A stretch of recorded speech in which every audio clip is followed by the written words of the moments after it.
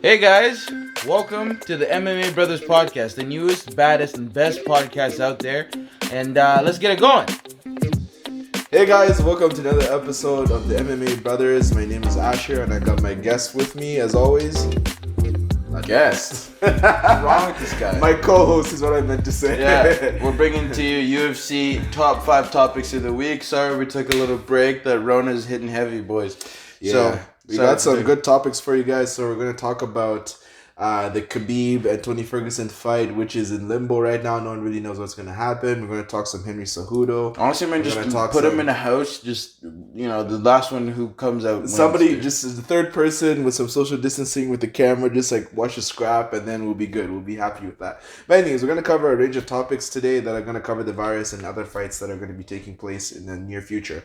So first, let's talk about Khabib versus Tony Ferguson. So this title here, it says Khabib Nurmagomedov's fight with Tony Ferguson put in doubt as Russian returns home from the United States due to coronavirus pandemic. So I guess maybe Russia has it not as bad as the States, so maybe it's safer for Khabib to be there. I hope Tony's training partners are all safe and sound. Cause he doesn't have a training partner. I know, a crazy guy. He actually doesn't spar. I know. Apparently, well, he shouldn't be sparring now. Now that this virus keeps getting worse. No, and but worse. he never, he just doesn't spar. But he said in the press conference that he's going to be sparring for this camp. He's capping. Tony's not sparring for anyone, man. So what's the likelihood that you put in this fight happening? What percentage? I think it would be at like 35%. Because then you have to arrange flights, unless Dana has his private jet, which he probably does. Arrange a flight for Khabib into the United States when they're not taking people. I heard who that aren't they may not yours. even have it in the States. They may have it like in Abu Dhabi. Apparently the people in Abu Dhabi we'll give you bread, just bring the fight here. Yeah, dude. I'd be down to watch him in Abu Dhabi. The main thing with this one, I just think, is we just need to see the fight. Like Ben Askren was saying, if it was to happen in the States, there's ways to work around it. But then again, now he's gone to Russia, and they're not allowing anyone who's not a U.S. citizen to come into the country. That's the thing that I'm like, why would you go to Russia? Because now coming back into the States is going to be an issue. The fight's next month, But it's whatever. There's certain things are supersede fighting, right? It just sucks. It just sucks that this happened. This had to be the fight. I still think that Tony would beat Khabib, just because I don't think Khabib's ever faced anyone who's not scared to get taken down, right? So Tony doesn't care. Poirier is a striker. Barboza's a striker. Ali Quinte is a wrestler. Good on him. But he was so focused on not getting taken down that he wasn't throwing anything. Right. He stuffed the takedown and just sit there in a stiff stance. Poirier, Conor McGregor was scared. Yeah. Conor McGregor was scared to get taken down. We both knew those two fighters to get taken down. There's no chance. Right? Michael Johnson cracked him. Got scared of getting taken down. Poirier cracked Khabib too. Yeah, he did, and he was backing up. The main point is this. Tony doesn't care. Tony's the type of guy, you drop him and he wants you to come into his guard. And then he cut you up with elbows, you darce you from anywhere. Yeah. That's the reason why I'm like, dude, your biggest threat, he doesn't care about. If you're a power puncher or something, I'd be more so concerned. Because, I need to evade. If I get hit with that right hand, I'm out. Everyone's been put up. It's not the case for him. Yep. Right? So he's got one way to win. Yep. Tony has how many? 3, 4, 5?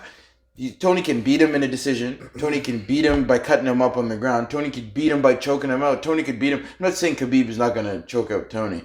He could either finish him with a TKO on the ground. He's not knocking him out. Or he could submit him. Tony could TKO submit. He could KO him because Tony's got power. Yep.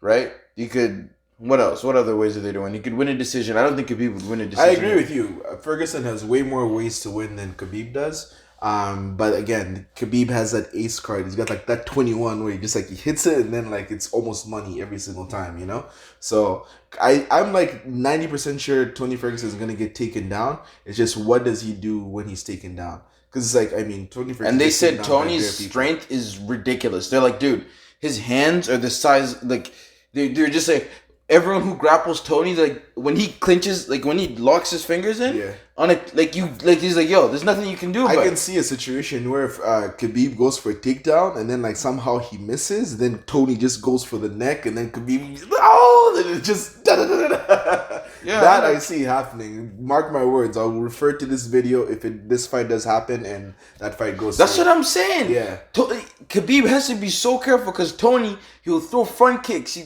see what he did to Donald Cerrone's face? So stand up, ace card, Tony. Yeah. On the ground submission, Tony.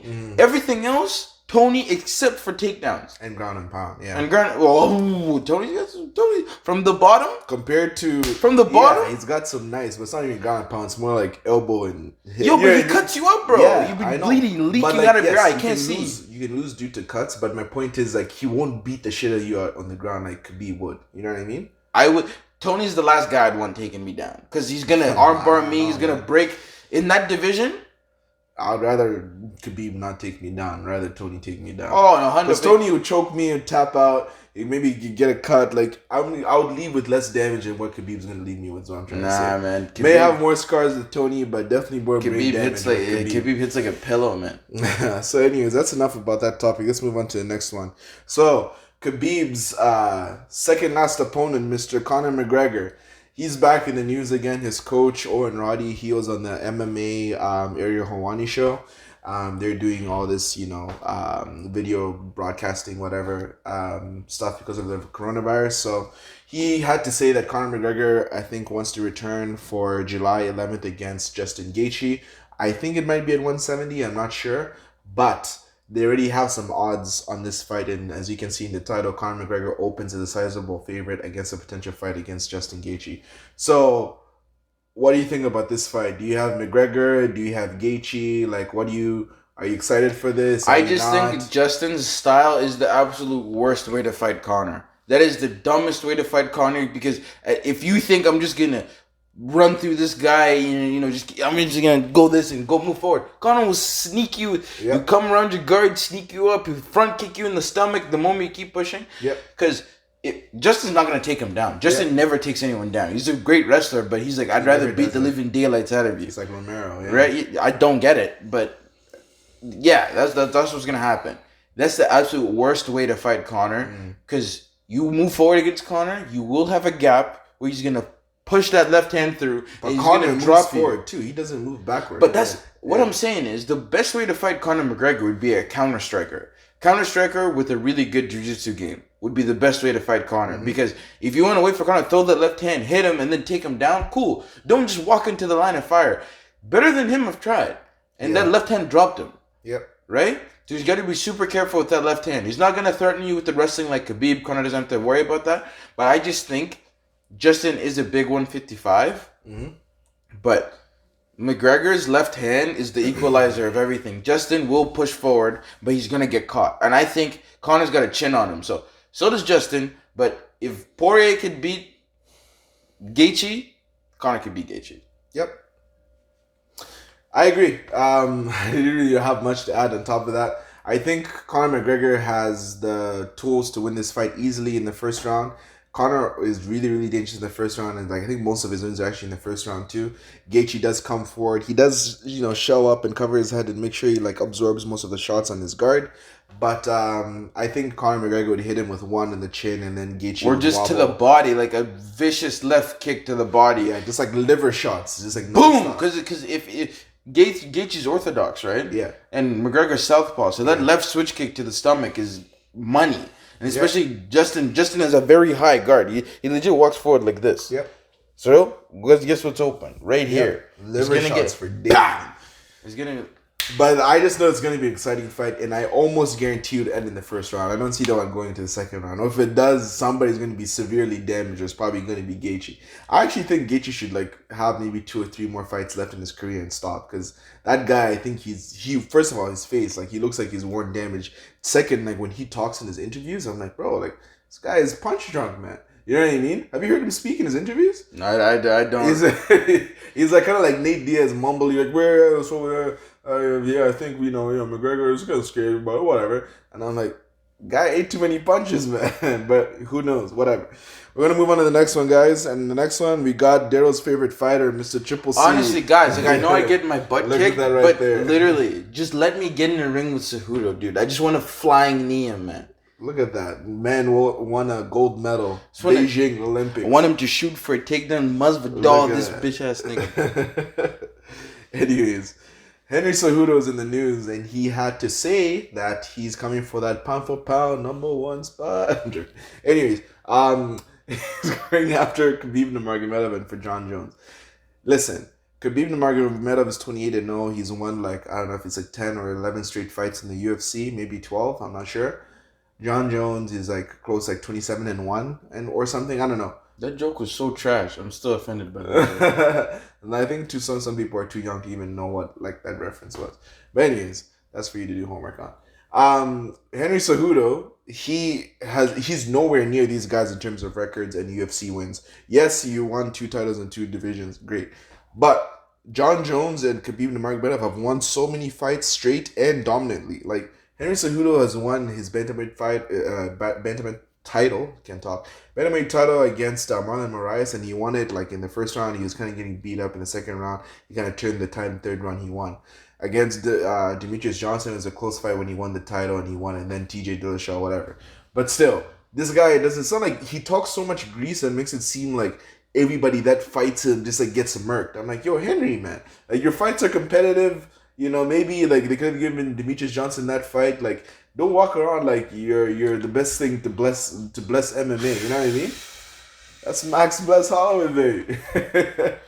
I don't even have an opinion on this guy. I hate his guts. I think if someone was to get I'm not even gonna go there. I'm not even gonna go there. Don't go too far. I'm not gonna go there. He's also Cejudo's called out Max Holloway. He's called out Amanda Nunes. He's called out Valentina Shevchenko. Yeah. What type of loser does that? Let's move on, man. He's 9-2 in the UFC. I hate his record. Please. So he's going to be fighting Jose Aldo next. I think it's in Brazil, actually. UFC 250, if I'm not mistaken. I think Amanda Nunes is on that card too. If Cejudo goes in there and then beats Jose Aldo real nice, real proper in Brazil, I don't know. That's some pretty legendary stuff if Cejudo pulls that off. But I rate it. He's rolling the dice, and we'll see where it goes from there. And he says, I think he mentioned that he wants to move up to 145. I don't care about Cejudo, man. Let's go, man. Volkanovski and Aldo are pretty much this, and Cejudo are pretty much the same size. Tiny guy. Get that guy out of my face. Anyways, our boy Tyron Woodley, he was supposed to fight this past weekend against Leon Edwards. Colby Covington calls him Leon Scott. I don't know why. But anyways, that fight fell through because of coronavirus. And Colby Covington actually came out and he said that he was willing to fight Woodley on 2 or 3 days notice, whatever how short it was, I can't remember. And the UFC pretty much after the coronavirus in the States and all that stuff, they pretty much just scrapped all the events, the next 3 events that were in the schedule. But our boy Woodley, he still wants to fight Colby, and Colby says he's off it. He's gonna fight Usman next. So what do you think? I just think Colby saw it as a great thing to put his name in the media, and that's my guy, Colby Cove. I don't really like Tyron Woodley, if I'm going to be completely honest, because... I'm so glad he stopped rapping, by the way. I think Tyron thinks his poop doesn't stink, and he thinks he's the greatest welterweight to ever live. He does have a very good resume, don't get it wrong, but Kamaru, the Nigerian wasteman, Usman, just put it on him, man. And that's what Colby's going to do to him, too. Colby and Usman are the same, literally, if you... to compare apples to apples, they're the same person, except Kamaru has more power. Bro, that's what threw me off. I couldn't believe how competitive the Usman Covington fight was and how uncompetitive Usman versus Woodley was. I'm like, yo, imagine, just think about this scenario for a second. Remember how much grease, how much trash Colby Covington was talking about how Woodley is bro, I would murk Woodley. Woodley's nothing, blah, blah, blah. And then he went and beat Woodley while he was still champ. You know how legendary that would be? Bro, Colby Covington is sick. No, dude, he would have beaten Woodley. Yeah. In my opinion. Yeah. Just because Usman has that power where if you get cracked by Usman, you're like, holy shit, what just happened? Yeah. Colby's got the, hey, whoa. You know what I mean? He's got the continuous, it's like this, consistently. You're just feeling that on your dome. Then Kamaru's hits you. Do you get what I mean? Yeah. So I just really think Woodley's worst matchup for him is a guy who just moves forward and doesn't care. He's like, dude, I'm going to take you down and beat you up. Yeah. I don't care if you're a better wrestler than me in high school. I don't care if you're a better wrestler than me in college. He doesn't care. Colby doesn't care. Because guess what? Colby walk up, put that right there, and he's got that thing, he's just pop. You know what I mean? I think it's just... Yeah. Colby is a lefty, I think. So yeah, he just goes like this. Yeah. So because you can see that one coming, rolls with the shoulder. That's how he was fighting with Marty. As, So I hope that this coronavirus thing goes away quickly for many, many different reasons. Obviously for health reasons and for the economy and also for my fights. I need my fight fixed, bro. And so this article right here is just talking about how the coronavirus has financially impacted MMA. We're not going to get into the details, but I want to talk about this a little bit. So obviously, like I mentioned earlier, they've canceled 3 UFC events in a row. And the Tony Ferguson Khabib fight is in limbo right now. It may be gone too. And it's just like, bro, I don't know. You know what I mean? I'm like, please, I'm just hoping and praying. It's like, yo, whatever they at least need to move do. it back a week. If you're gonna move it back a week. I don't want to hear it's canceled. Don't. I want to hear it. I want to hear it. Yo, it's gonna be This is the 5th time that they put that fight together. Let them go to Africa. I guarantee you, there's some countries in Africa that don't even have 1 case of coronavirus. And then so then you want to bring in people from countries where there's bare corona. No, I'm just saying, wherever it's corona free. You don't even have to have fans, bro. Just put Bruce Buffer, a camera, Dana White, honestly, Ferguson and his coaches. You don't even need Bruce Buff. I'm not even kidding. You don't even need Bruce Buff. Yeah. You get Rogan. Rogan starts it off in the ring. There's only going to be one commentator. It's Joe Rogan. Yeah. You're going to have the judges remote in. They're going to be keying in, the texting, oh, I scored it for this, scored it for that. Cool. You're going to have those 2 men, their training partner, their trainers, one more person, the ref. That's it. No one else is allowed in the thing. Guess what? Tony beat the brakes off Khabib. Yeah. No matter what. Yeah. Right? Because Eddie Bravo was like, bro, Khabib can take us down. We don't care. Because Eddie trains Tony. He's like, dude, Tony can submit you from the most ridiculous position because apparently he has a really long wingspan for his height. Yep.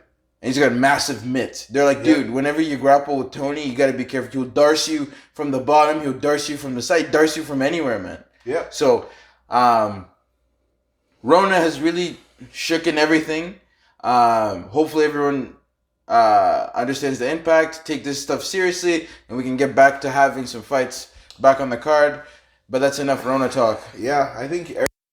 I don't know if there's been more UFC fighters that have come out, but I know he's one that's tested positive for coronavirus, so we'll be doing good, Eric. But yeah, that's pretty much it for our fight news for this week, guys. So we don't have any more UFC events coming down the pipe, so we'll hit you with another episode sooner or later.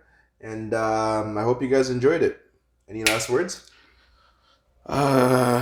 Nothing positive because I just wanted to say some pretty ruthless stuff about Henry Cejudo. I'll keep those thoughts in my head. Hopefully you guys enjoyed. Please like, comment, subscribe.